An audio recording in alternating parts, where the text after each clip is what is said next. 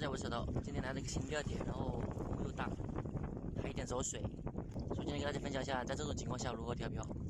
简单来说就是4步，毫无疑问，第一步是重线着底，重线着底露出1目或者半目。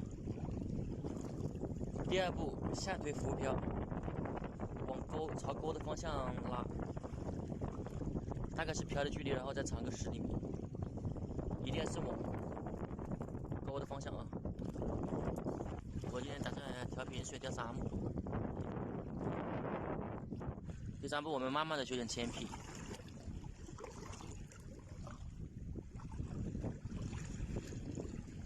一定要慢慢修剪。所以我们一定要修剪至铅皮是平水的状态。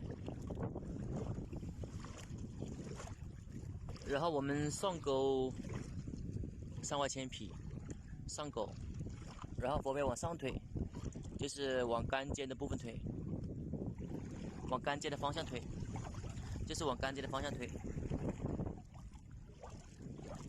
抛入水中露出2目，或者是你想要钓的目数为止。如果走水严重的话，我们可以调平水钓3目啊，都可以。浪太大的话，还是钓3目好一点，漂看得清楚一点。主要就是下面这根钩不要夹太紧。